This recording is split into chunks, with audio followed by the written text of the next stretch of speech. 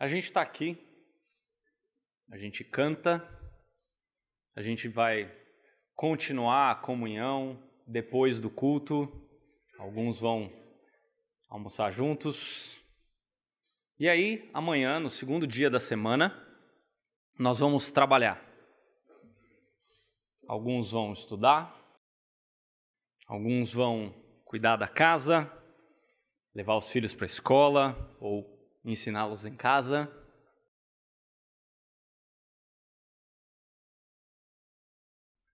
A gente vai começar tudo de novo. Um ciclo que é cíclico. Gostou dessa? Qual que é o sentido da nossa vida? Vale a pena viver essa vida?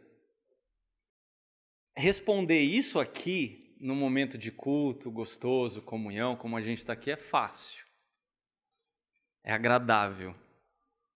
E quando a gente estiver no meio da semana, quando as coisas estiverem pegando fogo, às vezes literalmente, será que a gente responde que vale a pena viver a vida? Quando você está dirigindo no seu carro, é importante saber onde você está indo. Da mesma forma, na vida, saber por quê, pelo quê e para que a gente está vivendo é extremamente importante. Por que você nasceu? Está respirando nesse momento? Eu pergunto essas coisas porque o livro que nós vamos estudar, e você pode abrir a sua Bíblia no livro de Eclesiastes aí, ele é um livro que lida com essas perguntas, com a ideia de que nós vivemos num mundo que é belo, que é lindo, cheio de coisas que são impressionantes, mas que não satisfazem por completo o coração humano. E eu sei que esse sentimento não é só meu. Eu tenho o Instagram e o Twitter de alguns de vocês, eu sei que vocês também compartilham disso. Eclesiastes, ele é conhecido como um livro de sabedoria, é um dos livros do Antigo Testamento que lida com a aplicação da lei ao povo de Deus e diz respeito a essas questões difíceis de lidar da nossa vida. E ele faz isso de maneira prática, então abra sua Bíblia em Eclesiastes, fica mais ou menos no meio da Bíblia aí, você tem o livro de Salmos que é exatamente no meio, você pode abrir, aí você vai um pouquinho para frente, Provérbios, depois Eclesiastes. Eclesiastes capítulo 1, eu quero ler com vocês esse primeiro capítulo. Eu vou ler na NVI, você acompanha na versão que você tem com você aí. As palavras do mestre, filho de Davi, rei em Jerusalém. Que grande inutilidade, diz o mestre. Que grande inutilidade, nada faz sentido. O que o homem ganha com todo o seu trabalho em que tanto se esforça debaixo do sol? Gerações vêm, gerações vão, mas a terra permanece para sempre. O sol se levanta e o sol se põe, e depressa volta ao lugar de onde se levanta. O vento sopra para o sul e vira para o norte, dá voltas e voltas, seguindo sempre o seu curso. Todos os rios vão para o mar, contudo, o mar nunca se enche.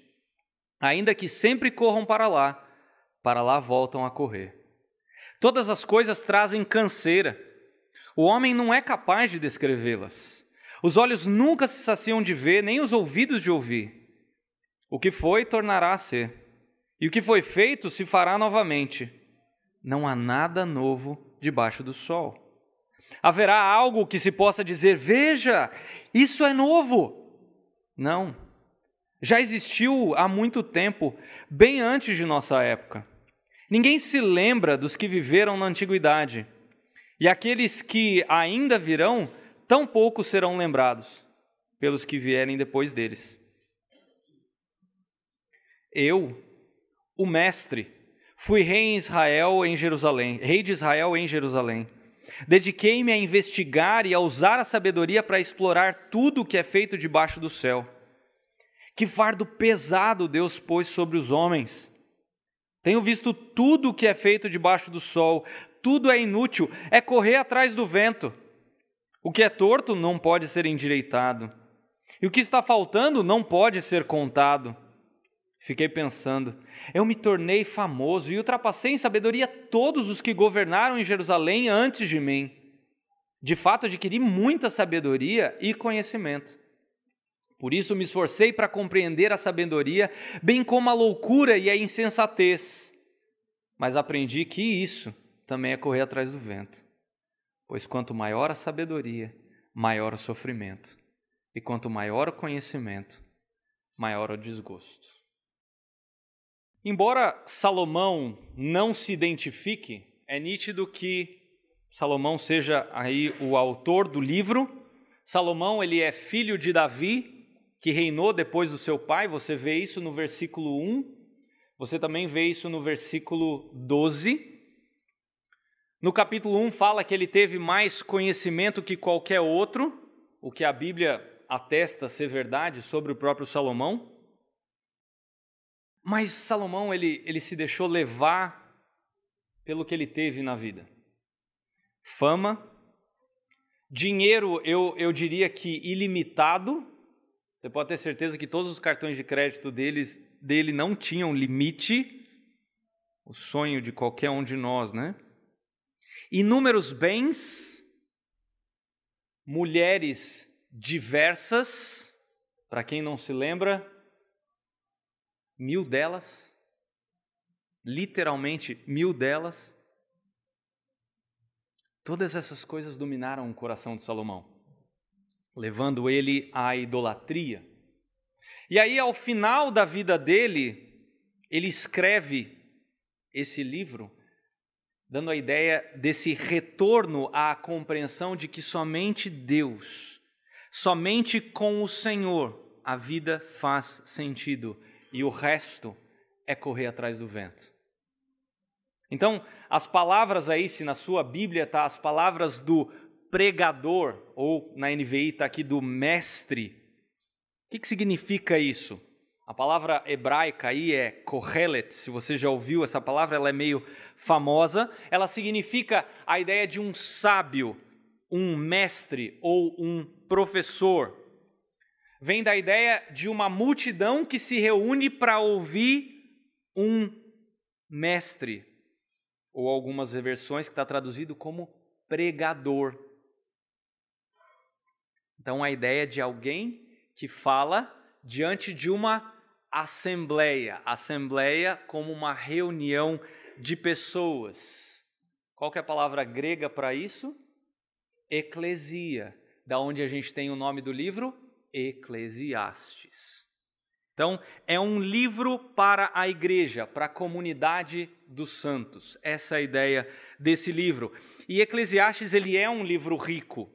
Ele é um livro cheio de sabedoria atrelada à experiência. Não necessariamente fácil, às vezes você vai perceber que parece um livro escrito por um cético, mas eu creio que estudar esse livro vai nos ajudar a resolver questões difíceis da vida. É um livro com muita sabedoria, que vai nos apontar para o sentido da vida, mesmo que hoje a nossa vida pareça complexa. Talvez você aqui esteja passando por um momento onde a sua vida parece nebulosa, ou talvez até sem sentido. Eu não sei como é que você chegou aqui. Eu não sei como é que está o seu coração. Talvez você esteja sofrendo por determinadas questões que já tenham feito você, inclusive, pensar em tirar a própria vida. Eu peço que você preste atenção naquilo que nós vamos estudar hoje.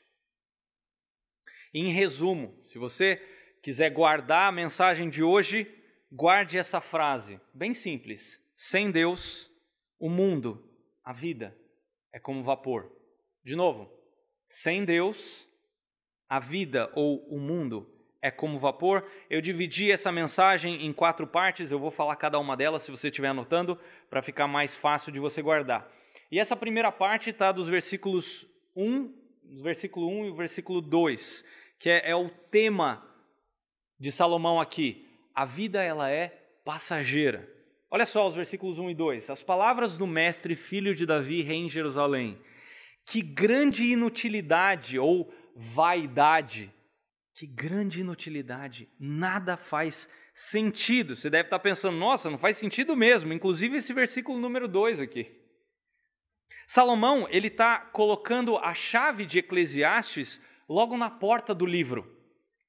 Que grande inutilidade, ou na revista atualizada, né? Vaidade de vaidades, ou na NVT, nada faz sentido.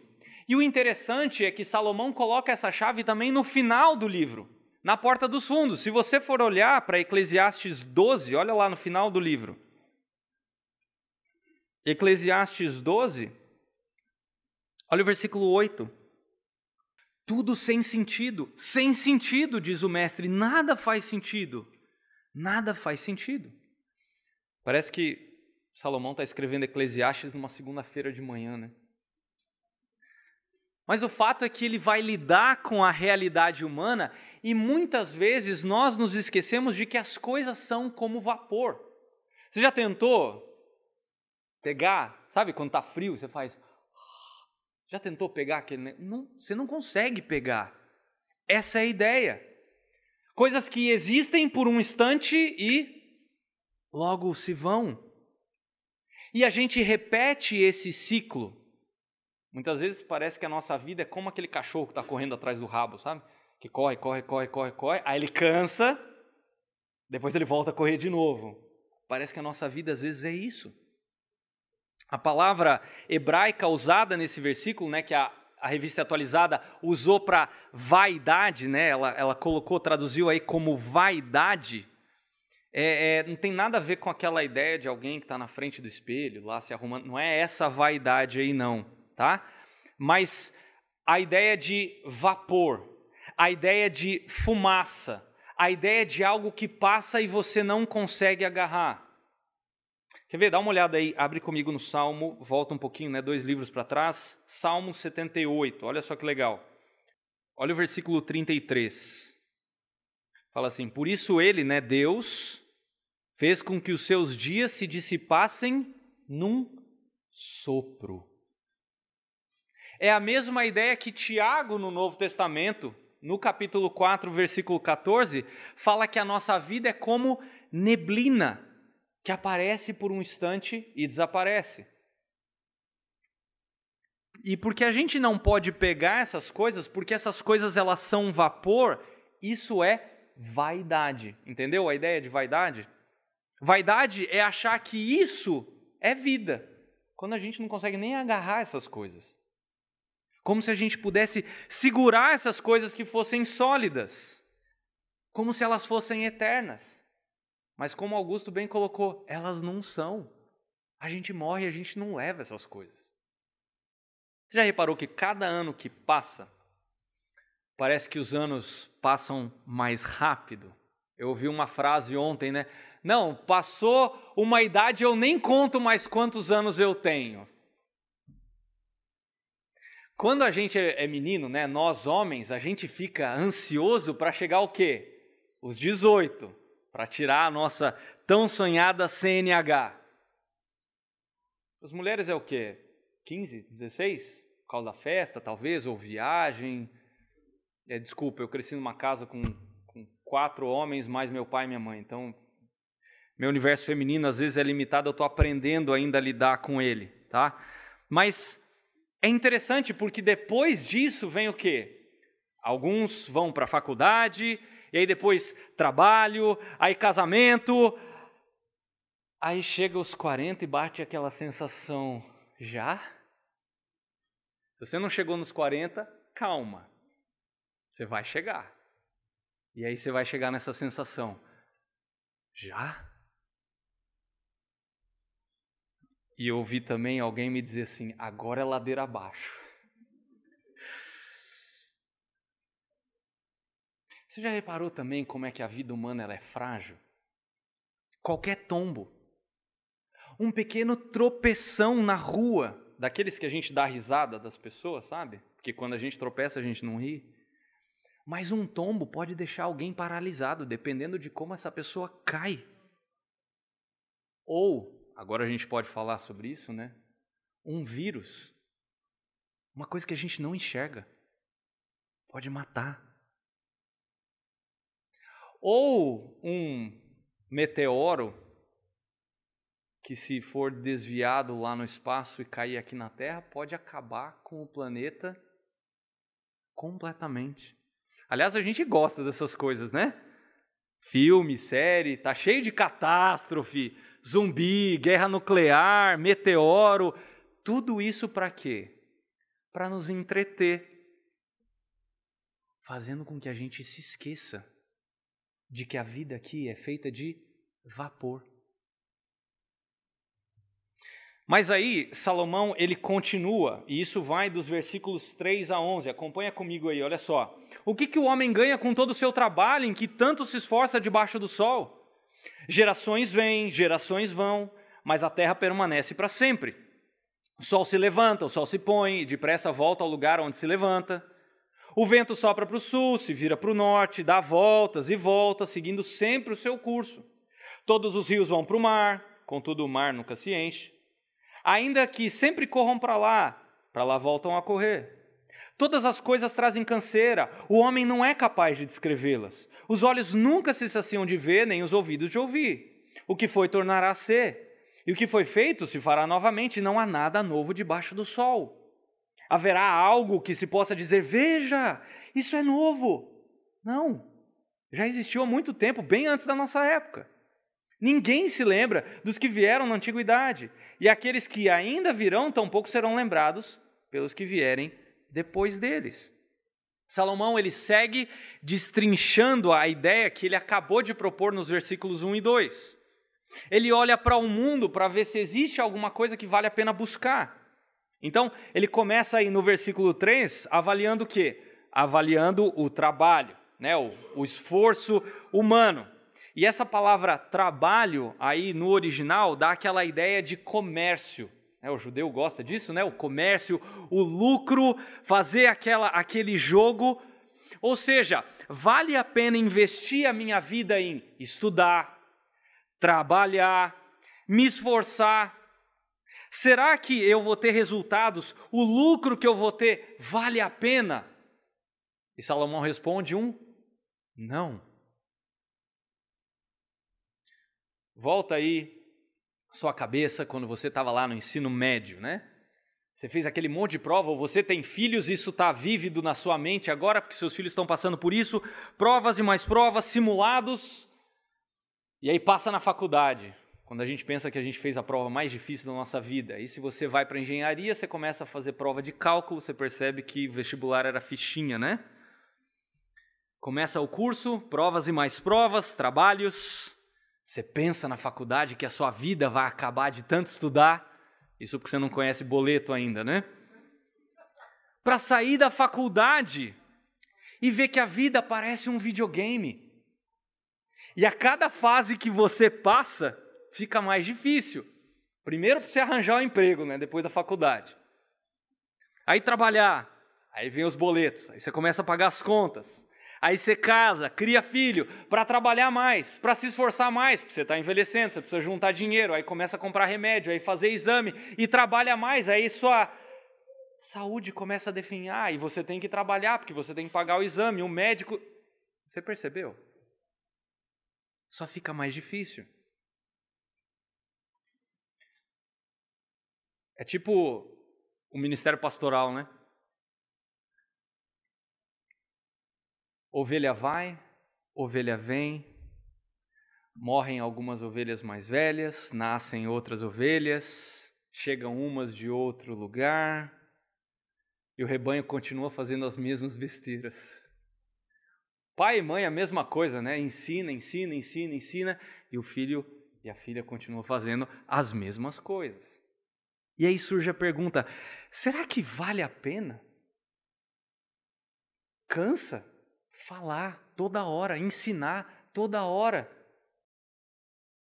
Leandro, sinceramente, eu estou achando que Salomão está falando com o pessoal daquela época. Acho que isso aqui não tem nada a ver com a gente.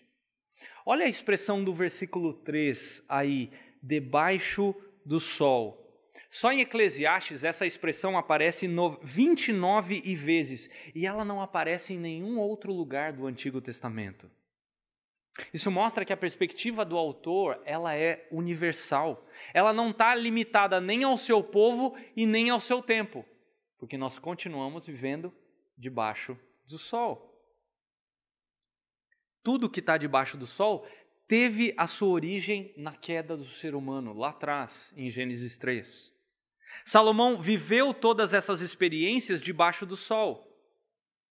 E ele passou boa parte da vida dele sem se preocupar com as coisas acima do sol ou com as coisas do alto. E aí ele segue, versículo 4, mostrando que uma geração, ela só repete os erros da geração anterior. Presta atenção. Você já reparou que quanto mais as coisas mudam, mais os problemas continuam os mesmos? A geração Z foi às ruas e tirou um presidente recentemente. A geração Y, em 1992, pintou os rostos, foi às ruas e tirou um presidente. Os conhecidos como baby boomers, que nasceram aí na década de 50, fizeram coisas bem parecidas, década de 80. A gente não dura para sempre. E os nossos esforços continuam se repetindo. Outro dia eu me deparei falando uma frase que uma vez eu ouvi do meu avô. Eu falei assim, no meu tempo a coisa era diferente. Eu me senti velho quando eu falei isso. E um tempo depois eu li a frase de um pensador que dizia o seguinte, presta atenção. Os jovens de hoje amam o prazer, não são comportados, desprezam a autoridade, desrespeitam os mais velhos, se divertem ao invés de trabalhar, maltratam os seus professores. Sabe quem falou isso? Sócrates. Nada novo debaixo do sol. Geração após geração, a coisa não muda. Aí Salomão vai fazer o seguinte, tá bom, trabalho não está dando certo, eu vou para a natureza. Talvez tenha alguma coisa diferente. Olha só nos versículos 5 ao versículo 7, ele vai falar do sol, do vento, dos rios. A gente tem registro na Bíblia de que Salomão foi um estudioso, um pesquisador da natureza. Se você já leu Provérbios, você sabe do que eu estou falando. E ele concluiu que tudo, inclusive na natureza, é uma grande repetição. Não existe uma tempestade tão grande que se faça desnecessário chover de novo, por exemplo. Converse com quem planta e você vai entender isso. Ou um leão que coma um antílope tão grande que ele nunca mais precise comer. Não existe isso. Ele está dizendo que tudo é um ciclo interminável. O sol nasce, se põe, e amanhã o sol nasce de novo. Os rios que correm para o mar. E o mar, ele não enche, e a água volta para os rios. Como? Salomão já sabia isso há muito tempo, coisa que a ciência só veio descobrir depois. Da mesma forma, com alguém que está lutando para perder peso. Consegue perder peso, fez aquele regime, exercício e tal, pronto, agora não preciso mais lutar. Mentira, você vai ter que continuar lutando para não ganhar peso. É essa relação de amor e ódio com a balança que não vai ter fim, até você morrer. E o vento, que não dá para estocar, ele está sempre seguindo o seu curso, é o que Salomão fala. Então, depois de analisar o trabalho, ele vai para a natureza. E aí, depois de analisar a natureza e ver a mesma coisa, o que ele faz? Bom, então, peraí, deixa eu olhar para a história, ver se teve alguma coisa diferente. E aí você vê nos versículos 8 e 9 que a história é cíclica. O que foi, vai ser de novo. E aí uma vez uma pessoa me indagou, ela falou assim, mas e a tecnologia? Pô, a tecnologia muda, ela está avançando e tal. Repara uma coisa, tecnologia é acúmulo de conhecimento. A longevidade do ser humano mudou? O ser humano continua morrendo antes dos 120 anos. Mesmo com os avanços químico-biológicos que a gente tem. E o problema da falta de tempo? Olha a tecnologia que a gente tem hoje nas nossas mãos. Mudou? Não, pior. Isso aqui está roubando o nosso tempo. Nada novo. Estava comentando ontem, permita que um meteoro caia na Terra e só aqui, só nós hoje, se a gente sobrevivesse, só nós aqui, e tudo acabasse, a gente tem alguns que saibam cultivar a terra, tem alguns outros que talvez saibam construir uma coisa ou outra, mas você acha que a gente estaria como? Se tudo acabasse, absolutamente tudo acabasse e só restasse nós aqui. A gente voltava para a idade da pedra. Você sabe construir uma placa eletrônica do zero? Eu não sei. Não ia ter nada de eletrônico. Você sabe a mecânica completa para construir um veículo ou uma aeronave? Como é que se faz um parafuso? Acúmulo de conhecimento é muito diferente. E é isso que acontece hoje. Ah, Leandro, mas e a internet? Poxa, tem tanta coisa legal. Olha aí as plataformas de streaming que a gente tem, né? Netflix, eu só lembro do Netflix, qual outra que tem aí? Amazon Prime, não é Prime, né? Amazon, isso aí. Globoplay, Disney Plus. Não, isso aí é legal. É legal. Mas teve um amigo que fez um cálculo que eu achei muito interessante. Ele falou o seguinte, assista uma série com 8 temporadas, cada temporada com 22 episódios de 50 minutos. Se você assistir tudo isso, você gasta uma semana, literalmente uma semana, 7 dias de 24 horas na frente de uma tela. Para quê? Não é errado, não é pecado, mas você já parou para pensar quanto tempo a gente gasta fazendo determinadas coisas que a tecnologia nos proporciona? Às vezes é bom, você relaxa, você senta. Agora, o problema é que a gente não fica só num episódio ou em 2 episódios. A gente segue. E muitas vezes para quê? O que tem nessas séries, nesses episódios? Na maioria das vezes. Tem algumas que são relatos de coisas que aconteceram, tal. Mas na maioria das vezes, a gente é incentivado ao quê? Atrair os amigos, atrair o cônjuge, ser uma pessoa de um caráter reprovável. As séries de hoje são as novelas de antigamente, né? Só mudou a língua, agora está em inglês, é mais chique. E o pior é que a gente reclama da falta de tempo para fazer aquele trabalho, ou para atender aquele cliente, ou para concluir aquele projeto. Por quê? Porque geralmente a gente não assiste só um episódio. A gente assiste 2, a gente muda de uma série para outra. Olha o versículo 8, olha por que a gente faz isso. Os olhos não se saciam de ver, nem os ouvidos de ouvir. Parece que ele escreveu isso ontem. De novo, não tem nada de errado em assistir, mas a gente tem que ser sábio em como nós usamos o nosso tempo. As falcatruas e os roubos, eles continuam hoje em dia. Nós vemos, você não precisa ligar mais a televisão, né? Hoje você liga o seu celular, né? E vê tudo isso. Mesmo com a tecnologia da informação hoje e os avanços da segurança da informação. O ser humano continua lidando com os mesmos problemas. As insatisfações com os governantes. Gente, isso não é de hoje. Ou a região X que quer se separar da região Z. Ainda tem isso hoje em dia, até aqui no Brasil, de uma determinada região que quer separar do Brasil inteiro. As guerras. A gente tem guerra acontecendo ainda hoje.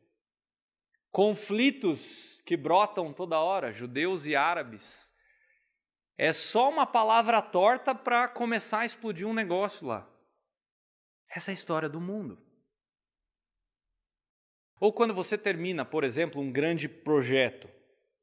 Você está lá no seu trabalho, seu chefe lá deu um projeto para você fazer, você acha que é quase impossível, e aí você consegue terminar. Dá aquele senso de realização, às vezes dá vontade até de você sair para comemorar e tal. Aí você chega no dia seguinte no trabalho, o que seu chefe te dá? Outro projeto. Mais difícil ainda. Ah, mas eu não trabalho fora, e eu? Tá bom. Você lava a louça? Lava. Você passa pano na casa? Passa. Adivinha o que você vai ter que fazer nos dias seguintes? Lavar mais louça, passar mais pano. Ou se você gosta de lidar com redes sociais, né? A gente olha, tá lá no seu celular, acho que vai ter até tendinite daqui a algum tempo de tanto que a gente faz isso aqui, né? Você vai lá, olhou, ficou um tempão lá olhando lá no seu feed, aí você faz uma pausa, toma o seu banho lá, vai fazer alguma coisa, aí 5 minutos depois você volta para fazer a mesma coisa. Não mudou nada, não aconteceu nada de novo. Mas é porque a gente não se sacia. Essa é a história. Não tem nada de novo debaixo do sol. E olha o versículo 11, a sapatada que ele dá aqui na gente. Ninguém se lembra dos que viveram na antiguidade. E aqueles que ainda virão, tampouco serão lembrados pelos que vierem depois deles.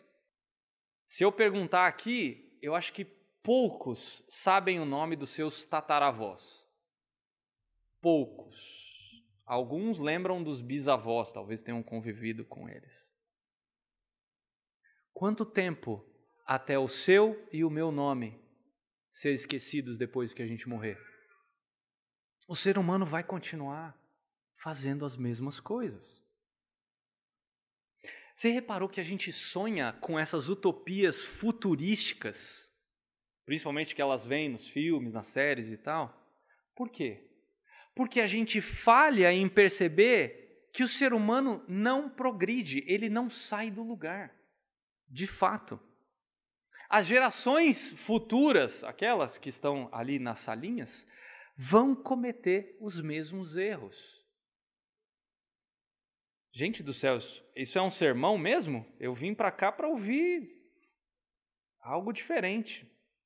Isso aqui é Salomão falando, não sou eu. E aí Salomão vai falar da busca dele por conhecimento. Olha os versículos 12 e 13, que legal. Eu, o mestre, fui rei de Israel em Jerusalém. Dediquei-me a investigar e a usar a sabedoria para explorar tudo o que é feito debaixo do céu. Que fardo pesado Deus pôs sobre os homens. E aqui ele vai entrar nesse terceiro ponto, que é a busca pelo conhecimento. Salomão, ele começa essa busca, que vai durar aí o livro todo, tá? Pela satisfação nas coisas criadas. E a primeira coisa que ele busca é a satisfação no conhecimento. Ele fez isso, Salomão fez isso de maneira exaustiva, de maneira árdua, contínua.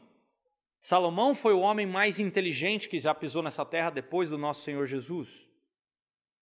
É só você ler Provérbios e você vai perceber como Salomão ele navega em todas as áreas.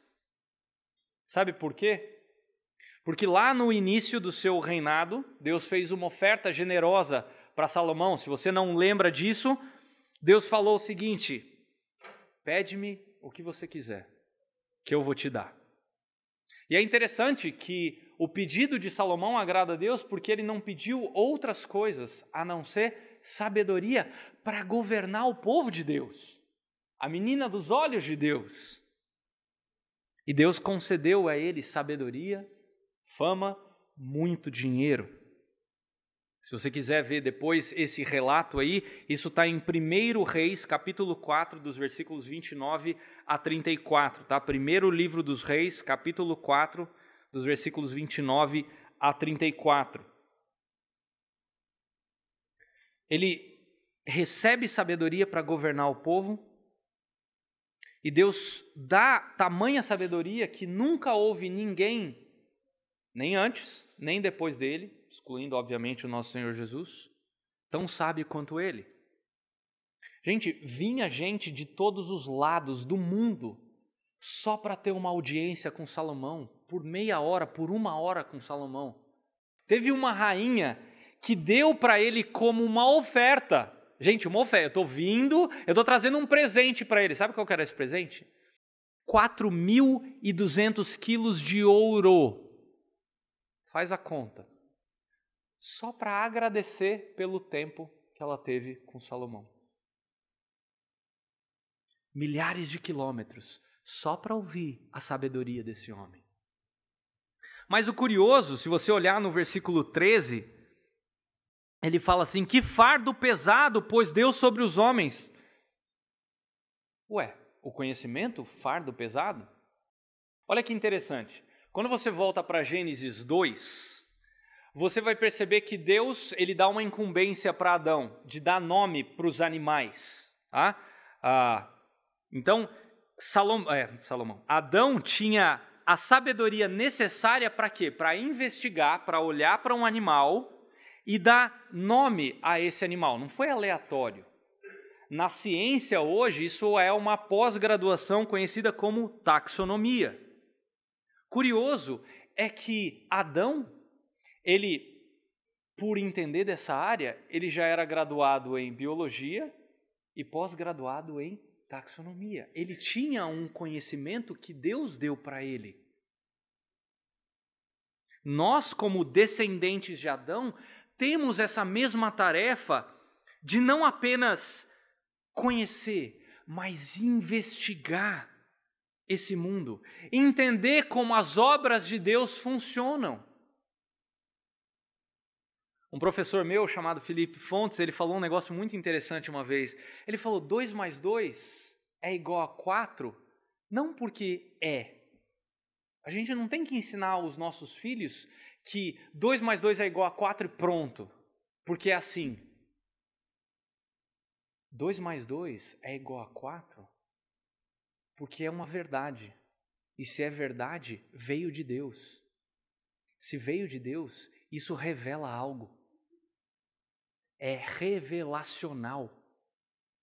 Tudo que nós conhecemos e que é um fato vem do próprio Deus. E Ele fez isso para que nós nos aproximemos dEle. A próxima vez que você for ensinar seu filho, sua filha, sobre uma verdade, lembre-se que isso é verdade de Deus.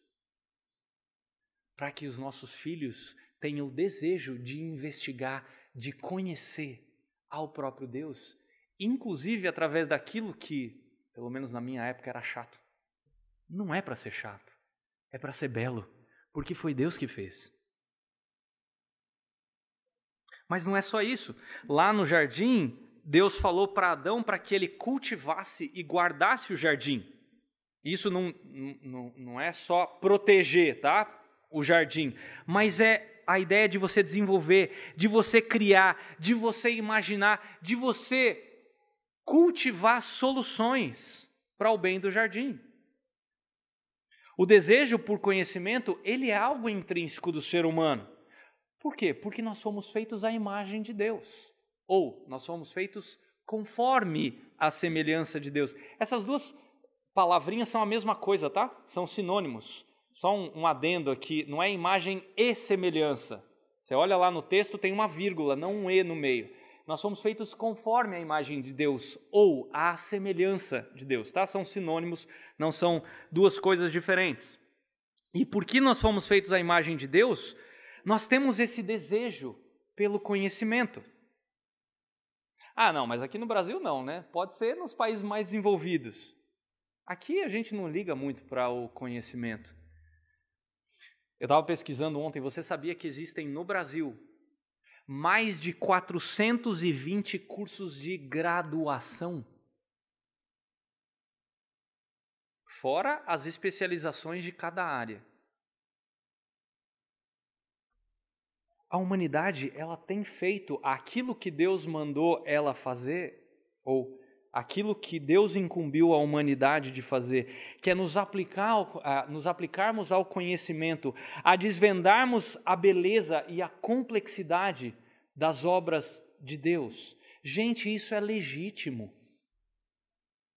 Todas as vocações são honrosas. Outro dia alguém me perguntou, mas como é que eu posso honrar a Deus no meu trabalho?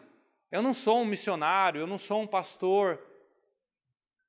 Vou me valer aqui da frase de Lutero, quando um sapateiro perguntou isso para ele. Como é que eu posso honrar a Deus no meu trabalho? E aí Lutero falou, faça um bom sapato e venda por um preço justo.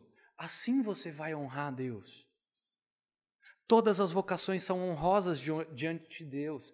O problema da humanidade é quando a vocação se volta contra o Criador. Quando nós trabalhamos não para agradar a Deus, mas para agradar a nós mesmos. E a gente acaba excluindo o Criador da sua posição. Mas será mesmo que a gente valoriza a educação, ainda mais aqui no Brasil, né? Por maiores problemas que nós temos aqui no nosso país, a gente tem um desejo enorme aqui no nosso país por conhecimento. Você já reparou, quando você está lá, você vai fazer crediário numa loja aí de roupa, aí te dão aquele formulário para você preencher. O que está lá? Uma das coisas que você tem que preencher? Grau de escolaridade. Vai para qualquer outro país de primeiro mundo aí, isso aí não aparece nesses formulários não. É só no Brasil que tem isso. Por quê? Existe um fascínio aqui no nosso país, que eu diria às vezes até exagerado, por cursos de pós-graduação, mestrado, MBA, doutorado. Essas coisas não são erradas em si, elas são boas, desde que elas apontem para o Criador. O problema são quando essas coisas desviam o nosso foco. Todos nós gostamos de conhecimento, seja ele útil ou inútil. É só você reparar quanto tempo você passa nas redes sociais para saber o que o povo está fazendo, o que o povo está aprontando, o que o povo está dizendo. Ou quando alguém sabe de alguma coisa que você não sabe, você não dorme, né? Você fica agoniado. Por quê? Nós fomos feitos por Deus para conhecer, para aprender. É intrínseco a nós. O problema é fazer isso com foco errado. E aí Salomão ele vai concluir, dos versículos 13 ao 18, e esse é o nosso último ponto, ele vai concluir que conhecimento não satisfaz. Ele reconhece que a busca pelo conhecimento, mesmo que ela seja empolgante, ela cansa. Sabe por que ela cansa? Por causa do pecado. Algo que era para ser um deleite, algo que era para ser precioso, que iria glorificar a Deus unilateralmente agora, depois da queda, virou cansativo. E o problema é que a gente ignora os efeitos da queda e a gente busca o conhecimento como um fim em si mesmo. Já reparou quantos coaches existem hoje? Se você tem Instagram, propaganda deles é o que não falta. Métodos, livros que prometem fazer isso e aquilo. Para você ficar rico tá cheio, né? E aí você vai ver a pessoa nem bilionária é, ela não tem nem 1 milhão. Ou, não, eu prometo que você vai assim fazer a sua rede social bombar. Você vai ter milhares de seguidores. Você vai ver a pessoa não tem nem 1000. Estranho, né? Mas a gente vai atrás dessas coisas, sabe por quê? Porque a gente quer preencher o nosso coração. Teve uma vez lembra daquele físico, Stephen Hawking, né? Numa cadeira de roda? Ele falou que nós somos apenas uma espécie avançada de macacos num planeta pequeno. de uma estrela medíocre, mas a gente pode entender o universo.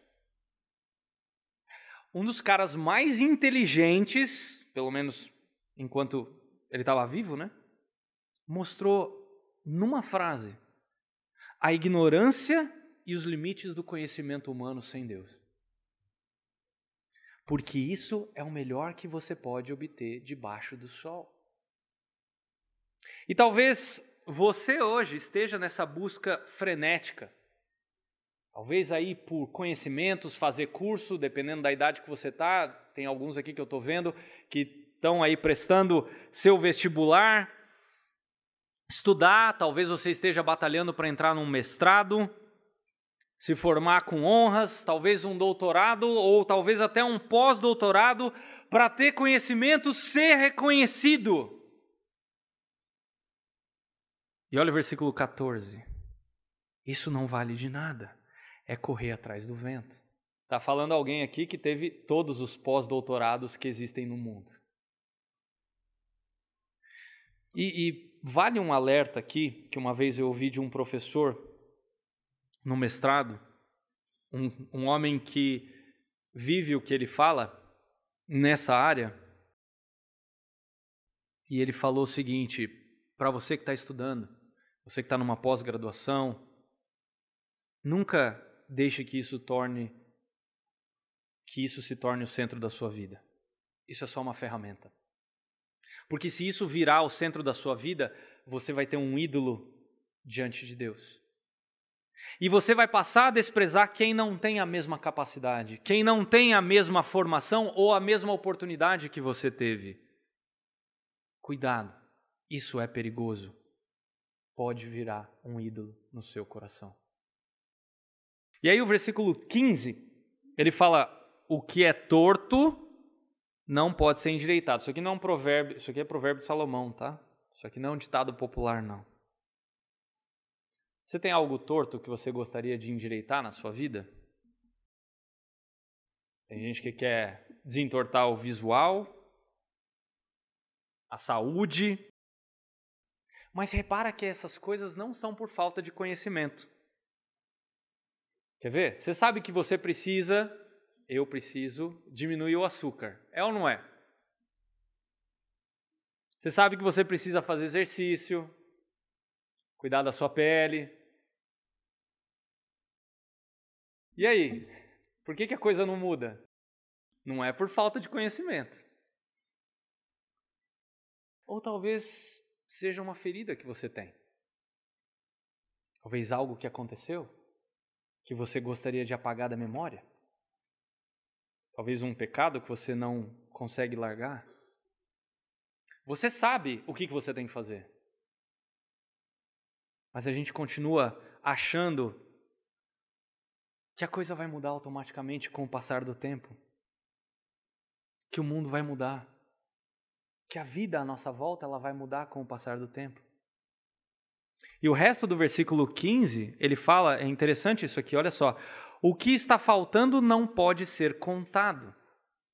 Como é que era a vida antes do smartphone, você lembra? Acho que não tem ninguém aqui, né, que é tão novo assim para não lembrar disso. Como é que a gente vivia sem rede social?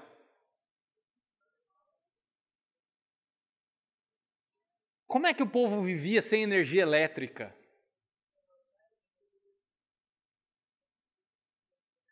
O interessante é que, voltando anos para trás, nós não imaginávamos precisar dessas coisas. E por isso a gente vivia. Eu lembro do meu pai fazendo imposto de renda sem computador. Eu lembro daqueles cadernos quadriculados e ele gastando horas fazendo aquilo. Ele fazia. Ah, mas não tinha computador. Sim, ele não sabia que mais para frente viria o computador. Não existia computador naquela época, então ele simplesmente fazia. Mas nós constantemente achamos que tem algo faltando na nossa vida e que esse mundo vai preencher. Tem um autor chamado Philip Ryken que ele diz o seguinte, presta atenção. A vida é como uma conta que não conseguimos fechar. Sabemos que falta algo, mas não conseguimos descobrir o que é. E mesmo quando fazemos um ajuste para que a conta feche, lá no fundo, nós sabemos que estamos manipulando os números. Só que a coisa piora. Olha o versículo 18. Pois quanto maior a sabedoria, maior o sofrimento. E quanto maior o conhecimento, maior o desgosto. Conhecer piora as coisas. Você já pensou como é que seria a vida se nós não soubéssemos dos inúmeros casos de estupro de mulheres ou de crianças? Se nós não soubéssemos dos roubos milionários do governo ou de pseudo-pastores por aí? Se nós não soubéssemos dos assassinatos brutais que rondam a nossa sociedade, dos casos de pedofilia, de suicídio, do tráfico de mulheres, os maus tratos com os animais, com pessoas, provavelmente a gente ia viver muito mais feliz. Por quê? O que o versículo fala? Quanto maior a sabedoria, maior o sofrimento. E quanto maior o conhecimento, maior o desgosto ou maior a tristeza. Porque a gente percebe que esse mundo é torto. Calma, eu quero concluir com boas notícias. A expressão-chave que a gente vai ver aqui no livro de Provérbios, do livro de Eclesiastes é o quê? Debaixo do sol ou debaixo do céu. Se você olhar no versículo 13, isso aparece. No versículo 9, essa expressão aparece. No 13 e no 14. Em outras palavras, a vida é curta. E não tem sentido essa vida se ela for vivida apenas debaixo do sol. Para ter sentido, nós precisamos olhar para cima do sol. Qual que é a ideia de Salomão aqui? Ele tira de nós qualquer esperança, qualquer possibilidade de encontrar vida plena, satisfação plena fora de Deus. E aí ele vai começar a nos dar pistas de onde que vida plena pode ser encontrada. Eu vi uma ilustração que eu acho que exemplifica bem essa ideia. Imagina um alienígena. Alienígenas não existem, só imagina, tá? Deixar claro isso aqui, né? E aí ele chega no interior da Ucrânia hoje. Pós-guerra, ou ainda está acontecendo guerra. Aí o que ele vai perceber? Ele vai ver vários prédios que provavelmente estão em ruínas, cheios de buracos de bala. E aí ele pensa, nossa, que interessante a arquitetura desse povo aqui nesse planeta, né? Eles gostam de fazer buraco nas paredes. Legal. Aí ele caminha um pouco, começa a ver alguns corpos no chão. Nossa, é isso que eles fazem com os mortos. Eles jogam na rua para todo mundo ver. Por que essa cena seria ridícula? Porque o alienígena, ele acabou de encontrar uma cena de devastação. Ele não sabe que isso é resultado de uma guerra. O alienígena pensa, ele acabou de chegar, ele pensa que sempre foi assim. É a mesma coisa que Salomão está mostrando aqui para nós. Quando nós olhamos apenas para o mundo debaixo do sol, nós encontramos uma realidade de devastação, fruto de uma guerra entre Deus e o ser humano, por causa da rebelião humana. Nós temos que aprender a olhar esse mundo, os estudos, o prazer, o trabalho, o dinheiro, a vida, pelo que ela realmente é. Ela é devastação. Porque se a gente não entender isso, nós vamos olhar para esse mundo como o alienígena olha para essa cena, e não como fruto de uma guerra.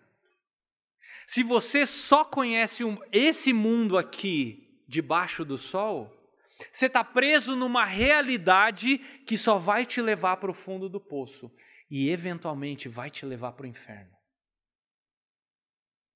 A ideia de Salomão é que nós olhemos para essa realidade de maneira honesta, sem que nós depositemos qualquer esperança de que aqui nós vamos encontrar satisfação plena e o propósito da vida. Paulo vai enfatizar isso, quer ver? Abra aí em Romanos capítulo 8, olha o versículo 18. Considero que os nossos sofrimentos atuais não podem ser comparados com a glória que em nós será revelada. A natureza criada aguarda com grande expectativa que os filhos de Deus sejam revelados. Pois ela foi submetida ao quê? À inutilidade, não pela sua própria escolha, mas por causa da vontade daquela que a sujeitou, na esperança de que a própria natureza criada será libertada da escravidão, da decadência em que se encontra, recebendo a gloriosa liberdade dos filhos de Deus. Sabemos que toda a natureza criada geme até agora, como em dores de parto. E não é só isso, mas nós mesmos, que temos os primeiros frutos do Espírito, gememos interiormente, esperando ansiosamente a nossa adoção como filhos, a redenção do nosso corpo. Essa palavra que aparece aqui em Romanos, inutilidade ou vaidade, é a mesma palavra na tradução grega da palavra que Salomão usa para vaidade. A natureza, ela está debaixo dos efeitos do pecado, assim como o ser humano está. Mas ela vai ser redimida um dia, quando Deus fizer novos céus e nova terra. A natureza, a história e a humanidade, elas são fúteis por causa do pecado, por causa da nossa rebeldia contra Deus lá em Adão. E aí quando você volta para o nosso texto, no versículo 10, ele fala, haverá algo de que se possa dizer, veja, isso aqui é novo. Até aquele momento da história, Salomão está vivendo aqui por volta aí do ano 970 a.C.? Não. Desde a criação até Salomão, não existia nada de novo, nunca surgiu nada de novo. Até que, 970 anos depois, surgiram boas notícias. A vinda do nosso Senhor Jesus ao mundo. A glória de Deus entre os seres humanos. A eternidade que invadiu o tempo em forma de servo. Cristo entra em cena. E aí, esse livro muda radicalmente a partir dessa realidade já predita lá atrás em Gênesis 3.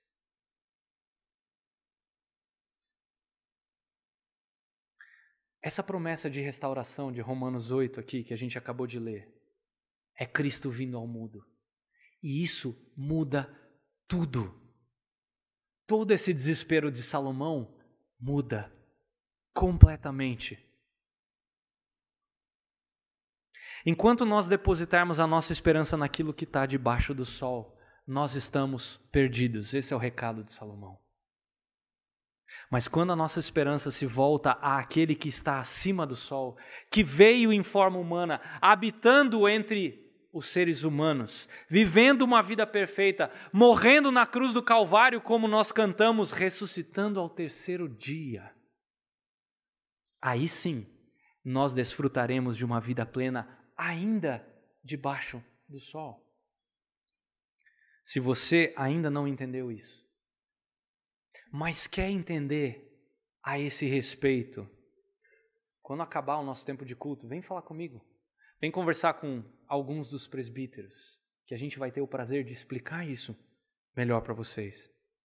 Dessas boas notícias de Deus, ou do Evangelho de Jesus Cristo.